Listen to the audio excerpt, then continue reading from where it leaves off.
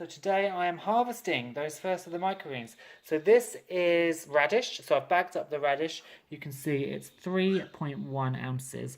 Although over here I like to use grams. Because in the EU to sell everything has to be done per grams.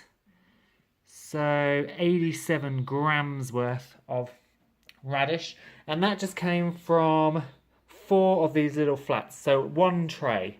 Basically, it gave me 87 grams, although I've eaten a bit already and the densities are a bit off. So that's interesting.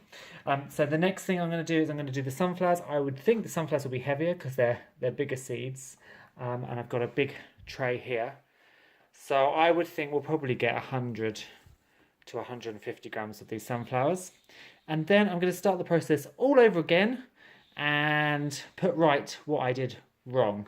Mainly that you didn't use the hydrogen peroxide right off the bat, and I didn't use the seed densities correctly. So, but the first microgreen experiment has gone rather well. The other thing is I need to work out whether I can reuse these mats or whether this just all needs to be composted. So I am doing a huge chicken shed clear out today because if you haven't seen the news, Italy is about to cull hundreds of thousands of birds because of avian flu, which means it's pretty likely that we're going to get here in the UK and DEFRA is going to have a lockdown. So I'm clearing out and getting everybody ready for winter. So I use a deep litter system in here, which is basically I have straw on the floor is concrete, I have a deep litter system, so I put straw on and then every time it starts to get mucky I just put more straw on top, on top, on top. And you can see that it's now broken down into, it's not completely broken down, but it's broken down into tiny little bits. So I'm turfing all of this out, I'm bagging it up, I'm getting it out of here, and then I'm going to put shavings and more straw down. I use Stalazan F, which is a hygiene powder, so not only does it take away the smell, but it kills oosts, so eggs of worms and flies. It's really, really great. I can't get it open. Can I get it open? There we go. So it's like this pink powder, and it's really good. You just sprinkle it down all over the floor.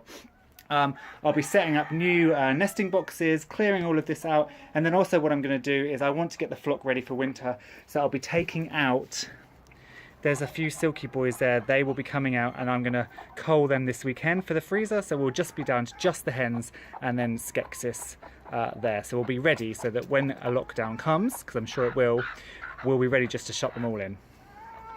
So I have my second lot of microgreens on now. Before, you'll remember, I had them in trays up here and I covered them in cardboard, but I didn't actually stack them. I just had one tray. This time, however, I stacked them because the theory is the weight on top of the seed actually causes them to all germinate at the same time.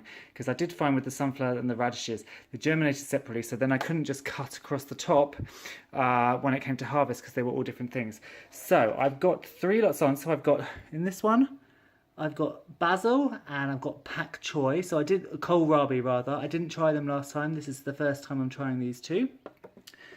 And then I've done an entire tray of radish. And then I have done, I don't know if I'm going to be able to lift this. There we go. An entire tray of sunflowers. They were only put in yesterday, so you can see they're already getting ahead. And I'm going to see if this system works. So this time I've got sunflowers, radish, and then kohlrabi and basil. So fingers crossed for another good crop. Well, today I am finally getting around to clearing out the conservatory because we're getting to winter, so things like tree ferns and banana plants are going to have to come in soon. This is the kiwi. It's doing really, really well. Obviously, I need to tie the vines up around here, but considering it's in this little pot, look, it's actually done quite well. These pelargoniums will go on flowering all through the winter, but what I normally do is I do cut them right back just to maintain a decent shape.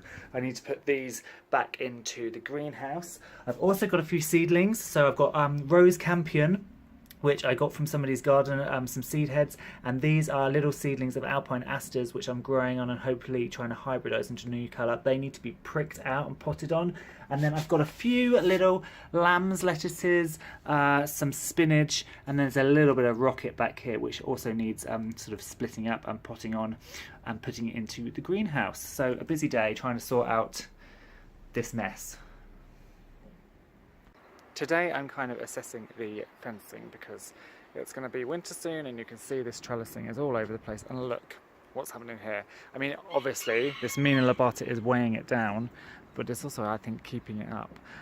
So I'm going to probably have to get a couple of stakes and drive them in there and have them all the way come up and then attach, because this fence is very dodgy as well. The other good thing though is the honeysuckle cuttings. I had 2 cuttings and they've taken really well. So this one's actually split into 2 sections down here. We've got a section coming up here and we've got another section coming up here. And I'm intending on winding that around the trellising as well to give screening, but also to give the fence some added structure. And then there's another piece here that's coming up. But you can see this lot of Mina lobata's already gone off, so it's definitely the season for clearing already. So today I am at the Suffolk and Essex poultry show. I've never been before. The judging was done at 10 AM. It's now 11:30, so I'm coming in after the judging. So hopefully we can see some of the show winners, see all the ribbons and everything. As I say, I've never been before, so I don't know what to expect. But I thought I would film it and bring you guys along.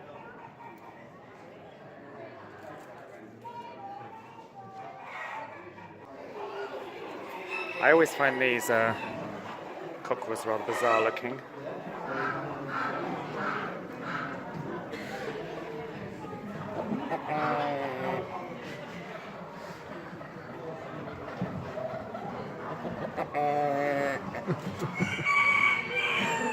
They're so weird.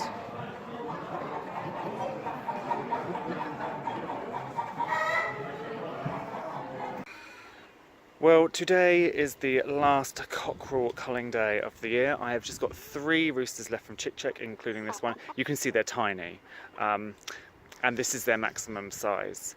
So they are not going to go to waste. I'm going to skin them and gut them as I would quail and use the breast and the leg meat.